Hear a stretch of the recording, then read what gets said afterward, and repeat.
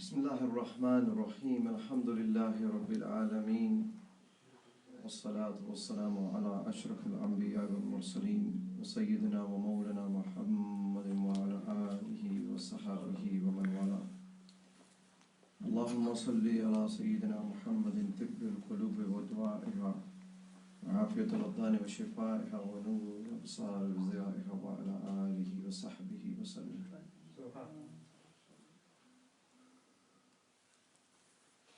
Bismillah ar-Rahman ar-Rahim. Inna Allaha malaikatahu yusalluna ala an-nabi. Ya ayyuhallazina amanu sallu alayhi wa sallimu taslima. Allahumma salli ala sayyidina Muhammadin wa ala ali sayyidina wa sahabi sayyidina Muhammadin wa ala alihi wa sallim alayhi. Salatu wa sayyidi ya Rasulullah, salatu wa salam alayhi ya Habiballah.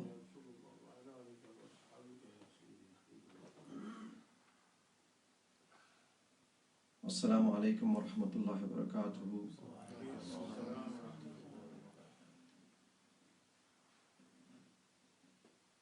Ulama Intizam, respected brothers and sisters, Sadat al-Ikram, Ahl Bayt Rasul sallallahu alayhi wa sallam. It gives me an honor to come and deliver a few words of celebrating a Mawlid al-Nabi sallallahu alayhi wa ala alihi wa sahbihi wa sallim. The Mawlid al-Nabi, to celebrate once a year, is a bid'ah. To celebrate Mawlid al-Nabi once a year is a bid'ah. In Makkah al-Mukarramah, in particularly the Ahl Bayt of the Hadramaut in Makkah al-Mukarramah and the great Muhaddis residents Bab al-Haram al-Muhaddis al-Haramain al-Sharifain Syed Muhammad Alawi al-Maliki rahimahullah ta'ala used to celebrate, and his son continues to celebrate Mawlid Rasul sallallahu alaihi wasallam every day. In Medina al-Munawwara, where the Habib is resting, the Mawlid Nabi sallallahu alaihi wasallam is still being celebrated every day. You have many gatherings in Medina al-Munawwara, in Makkah al-Mukarramah, and of course, if you move away from Hijaz to Syria, you will notice that I'm not calling it Saudi Arabia because Saudi Arabia is a bid'ah named after its founder. Saudi is the name of Al-Saud.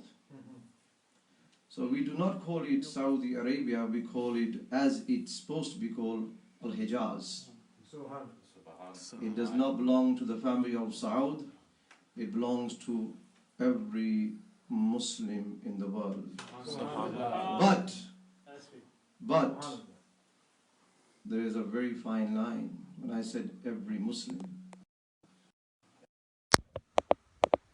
it means that every Muslim who is an ashik of the Prophet sallallahu alaihi wasallam. It doesn't mean that you recite La ilaha illallah Muhammadur Rasulullah and that you will go into Dakhul Jannah. It's not easy to go into Jannah so easily with La ilaha illallah Muhammadur Rasulullah. I will give you an analogy. At the time of the Prophet sallallahu alaihi wasallam, Abu Jahl ibn Hisham was there, Abu Lahab was there, Umar ibn Khattab was there, who was not a Muslim at the time. Sayyidina Hamza, Asadullah, Asad Rasul, was there as well. Sayyidina Abu Bakr as-Siddiq was there. And of course, the most important personality amongst the females of that age, Sayyidah Khadija al-Kubra radiyallahu anha. There have been many people who have come to visit the Prophet sallallahu alaihi wasallam in Makkah al-Mukarramah. Some came to ask advice because he was known as Al-Amin, the one who speaks the truth. And some came to become Sahaba. But look at Abu Jahl and Abu Lahab, Hashmites, relatives of the Prophet, blood of the Prophet in the veins, uncles of the Prophet, saw the Prophet, lived in the same area as the Sayyidah Amina radiyallahu anhu warda, spent most of their life whilst the Prophet was there amongst him. But what happened? They were not Sahabis. So, to become a Sahabi, it is not enough to say La ilaha illallah Muhammad Rasulullah, the testification of being the truth, that there is no God but Allah, and Muhammad Rasulullah is his Habib. I will not use the bad interpretations that many of the Quran have been translated, as in Piqtal and Yusuf Ali, they say he was the servant. He was not the servant, because he was the Habib. And when you are a Habib, you're not a servant. When you are a Mahbub, you are not a servant. He is Habib al-Azam sallallahu alaihi wasallam. So when they saw the Prophet, those who saw and were blessed to see the Prophet with the belief and the sharat of Iman, they became Umar ibn Khattab. And those who saw the Prophet and did not see them with Iman and the Noor of this secret of the Haqiqat of Muhammadiyah, remained as Abu Jahl and Abu Lahab. So what is the difference between that age and now? 1400 years ago, this man was born in Makkah al-Mukarramah. It grew from a handful of Muslims in the barren desert valley of Makkah al-Mukarramah. Sayyidina Ali karamallahu wajhul kareem is a young man. Sayyidina Hamza. And they all visit the first house of Dawah, Darul Arqam, Ibn Arqam. As a historian, I'm going to tell you some of the secrets when I was working in the house of Mawlid Nabi sallallahu alayhi wasallam. In the history, Al-Tabari and many great historians of Makkah al-Mukarramah write which were the most important historical sites in Makkah al-Mukarramah. Someone will say, well, it's Baytullah.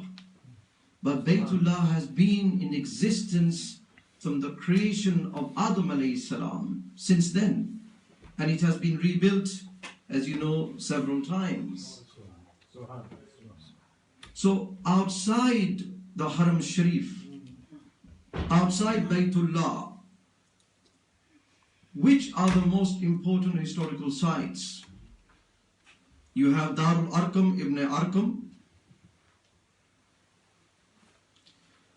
You have the house of Sayyidah Amina radiyallahu anha, where the library sits on that house today. And then you have the house of Sayyidina Abu Bakr Siddiq radiyallahu anhu. But that is a later stage. we're looking at the area of Bani Hashim. So they say the most important historical site in history was the house of Sayyidah Amina, or otherwise known now in history is Mawlid Rasul sallallahu alaihi wasallam. During the Abbasi rule,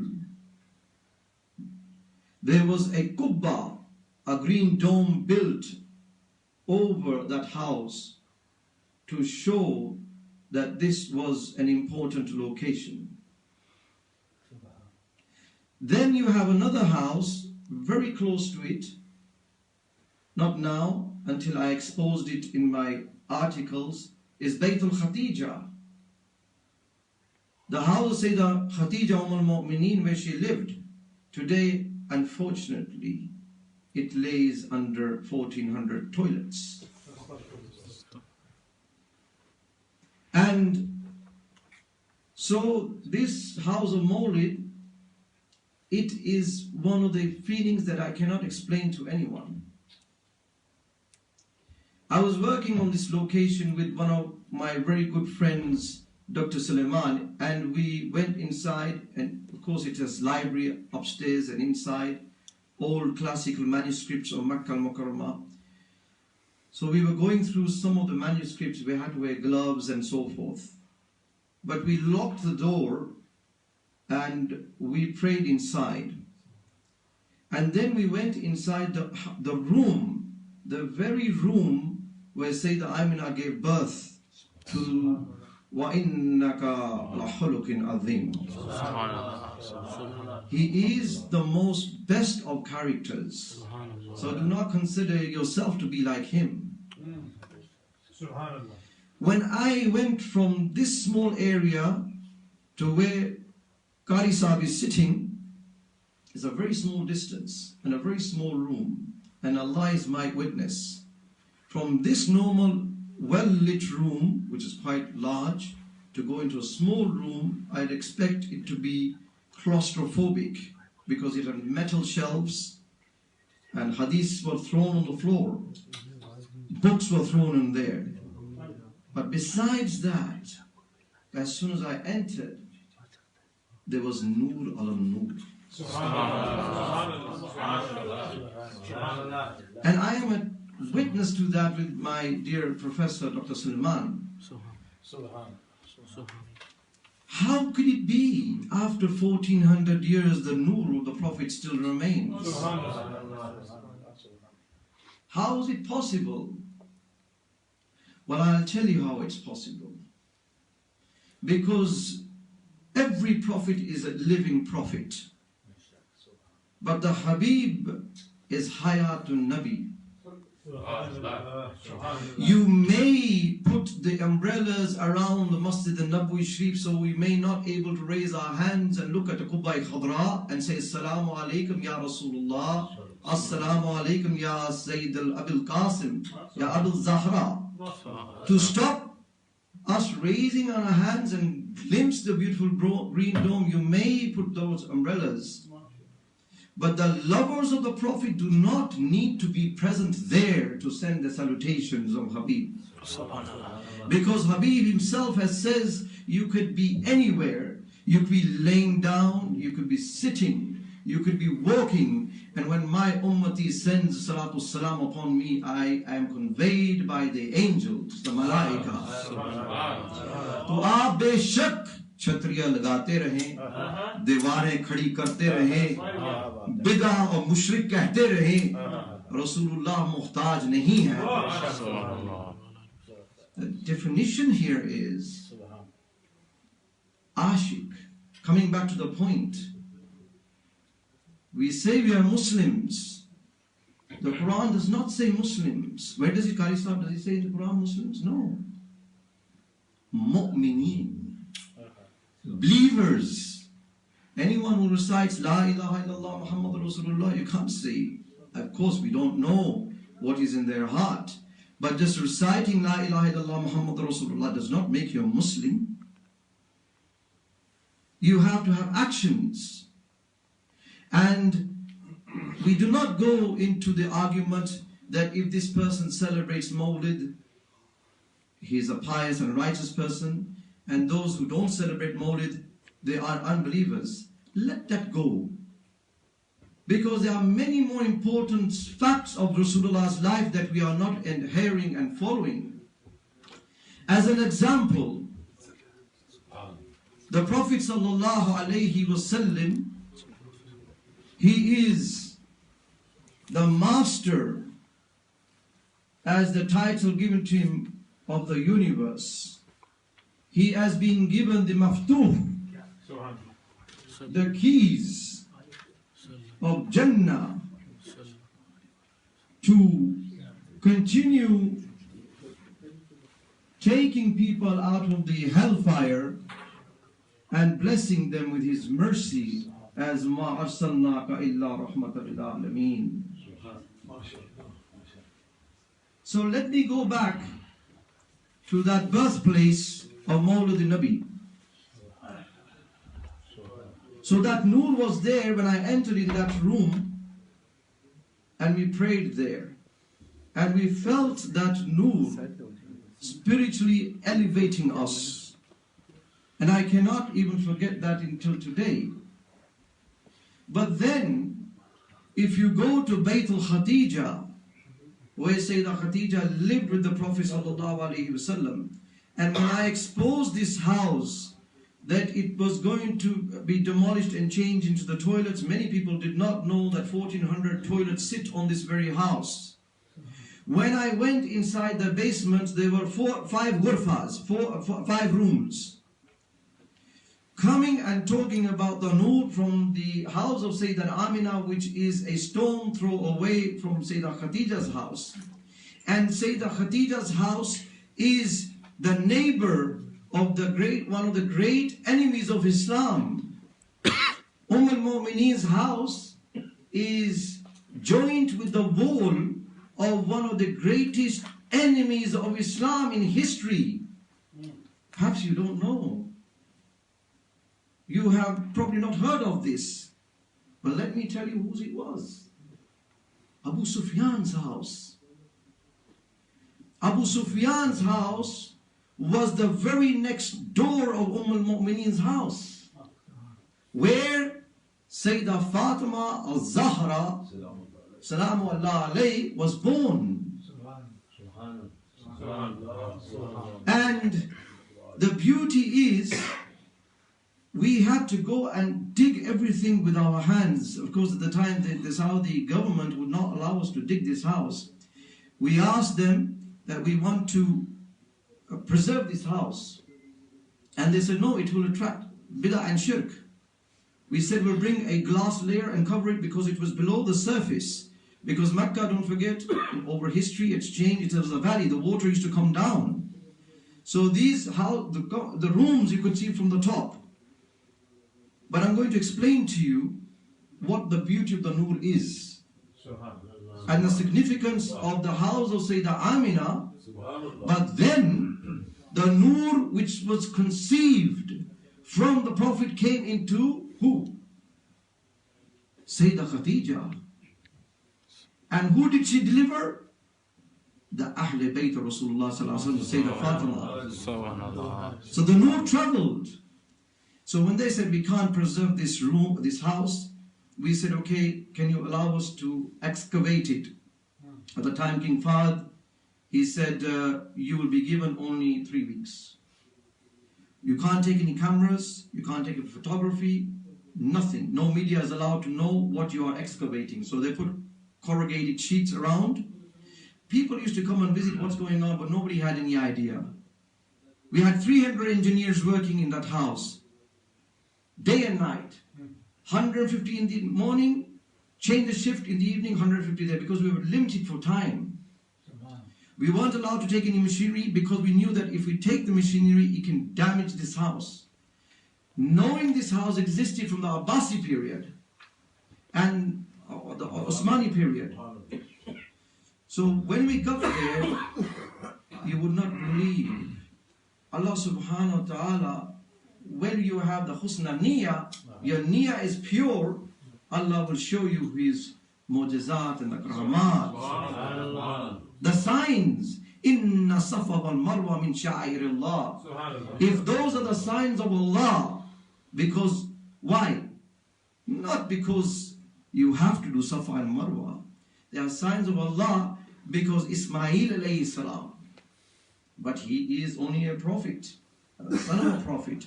This is the house of Binti Rasulullah sallallahu alayhi wasallam. This is the house of al-Mu'mineen. Ya Zambaluni, when he came from Ikra, he came into this very house and he said, bring a blanket, and I'm scared and I'm frightened. Because he saw Jibreel alayhi salam at very high stage. And he said, I'm frightened, he was shaking. This is that very house. So that house we dug and we went to each room. And subhanallah, one of the rooms we found is Ghurfat al-Wafud. Delegations, where the delegations should come visit Rasulullah sallallahu alaihi wasallam, the guest area. And then we suddenly hit, because we had maps, we had to go back to these maps, Abbasi maps, we had to go to Egypt, we had to go to different areas to get these maps, and we found them. Then we found Ghurfatul Mawlid. Now, when we found the Ghurfatul Mawlid is the very location of the area where Sayyidah Fatima al-Zahra was born. A very small room, and it is very important in history. Perhaps I think I'd say about 4 feet by 3.5 by 4 feet, perhaps that. We dug this house and we found that in that very room, Sayyidah Fatima was born. And Sayyidah Fatima gave birth, Sayyidah Khadija gave birth to Sayyidah Fatima al-Zahra.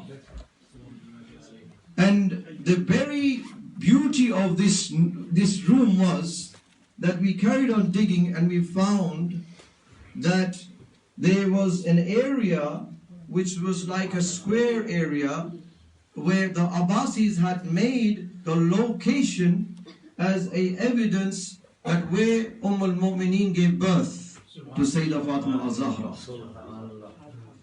And from there we went into the next room, which was Ghurfat al-Wahi. The Ghurfa of Wahi, the revelations. So here we found another beautiful room, besides where the area where al-Mu'mineen had given this birth to this beautiful, most beautiful, immaculate child and lady on earth. And why wouldn't she be? Because if Yusuf is handsome, what is the maqam of Habib? Subhanallah. Subhanallah. So this Noor traveled and Sayyidah Khadija gave birth in this very small room. Next room was Ghurfat al-Wahi, the revelation. And we dug and we found something very unique there. Something very, but we were disturbed. The Abbasi columns were there, immaculate, going back hundreds of years, engraved in details. Islamic architecture is one of the most beautiful architectures in the world. And the West people tell you that we devised the arches and we gave you medicine. And no, you didn't. Muslims gave you everything. Do you know, in England in the 1800s, the British people used to go and have ghusl at the town hall once a year. In Damascus, people had bathrooms in each house. Damascus had electricity when United Kingdom, as we have now, did not even have electricity, and they're still burning coals. So Islam is a religion of advancement. So when we went into this room, we dug and we found something similar to the Star of David, something like that. So, and there is a mihrab. We found there was a mihrab, but the mihrab is facing the Qibla. But when we thought, well, this is impossible. How can the mihrab face the Qibla? Because the Qibla was not here. The Qibla was where? Al-Aqsa. So how is it possible the Prophet ﷺ would be doing sujood here? We dug further and of course we found this Star of blue turquoise stone engraved on the mihrab. So as when somebody's doing sujood. Then we found some more details, and anyway, we found a map. And then we had a compass. And that compass directly took us, when we sat there, it was directly towards Qibla al-Awwal. So how is it the Prophet is aware from sitting in this ghurfa in the Bayt al-Khatija and praying towards Al-Aqsa? Because they say Nabi does not know anything behind this wall. The Prophet is unaware of what is happening behind the wall. How does the Prophet know? By sitting at that mihrab but praying toward Al-Aqsa. So this room, we further went up and we dug and we found the relics of Sayyidah Fatima al-Zahra. We found her bangles. We found the two water skins where the Ahl Bayt, the Mishk, they used to drink water from. And then we found a small wooden box where she used to restore her gifts, give to her, like the bangles. And they were not gold bangles, by the way. Aaj hamari betiyein aur hamare maaye ye kehte hain ki humko 5 bedroom ka makaan chahiye aur itne tola sona chahiye. Lekin tune jannat. Subhanallah. The daughter of the best of creation, she lives in a room that you and I would think we are claustrophobic to live there. And she could have anything that she wanted. Then those copper and silver bangles she used to keep in that box. And further down we found an area where the Ahl Bayt used to do wudu. So that Noor was still in that house, Bayt al-Khatija. Why wouldn't it be? It was in the house of Mawlid, then it was in the Bayt al-Khatija. And then today we deny that the Noor exists. We deny that the Prophet ﷺ, we do not celebrate Mawlid the Nabi ﷺ, but you can celebrate Halloween. In the Kingdom of Saudi Arabia, they celebrated Halloween last week. It is permissible to celebrate Condoleezza Rice's birthday when she was the Secretary of State. When I was in Jeddah at that time, she was hosted, obviously under the government of George Bush, and she came to Jeddah, and the Amir of Jeddah, or the Governor of Jeddah, you know, they are, as you know, they are the puppets of the puppets of America. So they said, okay, can we ask, because we've heard that it's her birthday, can we ask what flavor of cake that she likes? They said, oh yes, she likes, she's fond of the black gateau and chocolate cake. So they made her a huge chocolate cake. And then they bought it when she entered the state. They said, Secretary of State, sorry to disturb you. Can we have a couple of minutes? And they bought it in front of her. And he said, happy birthday, Connolly. This is all verified. You can check it on the internet. To celebrate the birth of the Prophet ﷺ is shirk and bid'ah. But when you celebrate your founding leader's name, it is not bid'ah. When you celebrate Halloween, which is nothing to do with Christianity, it's all paganism, it's not bid'ah. In the kingdom, if you go anywhere in the kingdom, you will not find one relic of Habib sallallahu alayhi wasallam. I'm talking about the asa, I'm talking about the miswak, I'm talking about anything of the Prophet in the kingdom. When you go to King Abdul Aziz, Mathaf of King Abdul Aziz, the museum in Riyadh, you can do all the ziyarats that you like. He's got all the American Cadillacs that he was given by Roosevelt. You can see King Abdul Aziz's asa, you can see his miswak, you can see his gal, you can see his glasses, you can see everything of him. So who is more important? Who is more important? We don't say destroy his relics, we are not saying that. But we are saying who is more important? A person who claims to find Saudi Arabia, but he was a Bedouin. Okay, we'll not go into history. But somebody who came for the universe. وَمَا أَرْسَلْنَاكَ إِلَّا رَحْمَةً لِلْعَالَمِينَ. So coming to my point before I finish off, is this man was born years ago. A handful of people became Muslims at his hands. Today, he is the most visited personality in the world. Today is the most visited personality in the world. Lived in Mecca, handful of people became Muslims, and today the English people say that that place, Medina and Manawara, is the most visited place on earth. Isn't this the mu'jizat of the Prophet? And if he's dead, then why do we desire to go there? If you don't desire to visit him, that's up to you. Maybe it is not in your destiny to get his intercession. But we are the ones who want his intercession, and we seek and beg his intercession. Like Sayyid Muhammad Alawi al-Maliki rahmatullah alayhi writes in one of his famous books, he says, sallallahu alayhi wasallam, that Mawlid should be celebrated every day and every second of your life. So Mawlid is not, it's not bid'ah to do every day, but once a year, as we do in this country, it's bid'ah. But after all, you can do Giyarvee once a month. Why? I am not belittling Ghaus al-Azam Abdul Qadir Jilani, Qaddasallahu Sarul Aziz, Sultan al-Awliya. But why did he become Sultan al-Awliya? Who is he linked to? Whose blood is running in his veins? You don't celebrate him more often, but you celebrate the Giyarvee Sharif. That's a serious problem. And my final few words to the youth: please don't go into these debates and that if this person does not celebrate Mawlid Nabi, he's a kafir. Don't say, because you don't have anything to see that what is in his heart. Because there are many people who love the Prophet and they have more honor and respect the Prophet and follow the Sunnah of the Prophet better than those who celebrate the Mawlid of the Prophet. Naat padne ka ye nahi maqsad ki aap aashiq Rasool hain. There are a lot of people do it.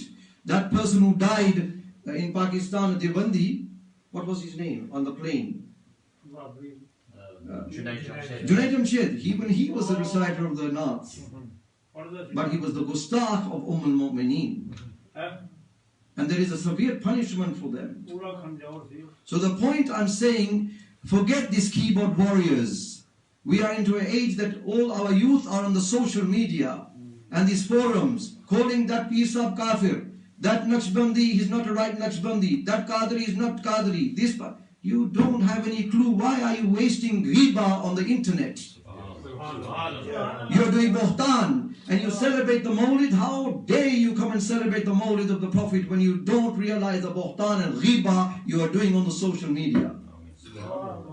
Are you fit to see the Prophet on the Yawm al-Qiyamah and say, Ya Rasulullah, but I was defending your Sunnah. I was saying this Pir Sahib is not right. He's not Qadri. He's not Syed. The Prophet said, well, did you see anything in my seerah I did that? Did you see any of my Sahaba say to Yehudi, get out? You're a Yehudi out of my masjid.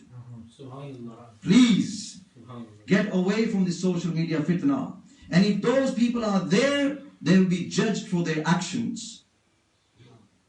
Sheikh Umar al-Mukhtar, the famous Mujahid, when he was arrested and, the French troops wanted to kill him and all that, he obviously he wanted to kill them as well. He captured the enemies first. And they said to him, but we're going to kill them. What did Sheikh al-Mukhtar say? He said, no, let them go. We do not harm them. We don't kill them like they do. We don't harm and kill them like they do to us. But they said, but dear Sheikh, they have killed our Muslims, they've harmed our Muslims, and they are enemies of Islam.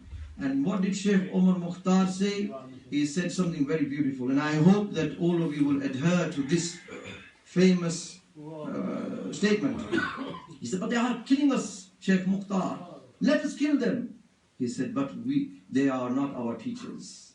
Our teacher is Habib al-Azam sallallahu alayhi wa sallam. Wa akhiru da'wana anil hamdulillah.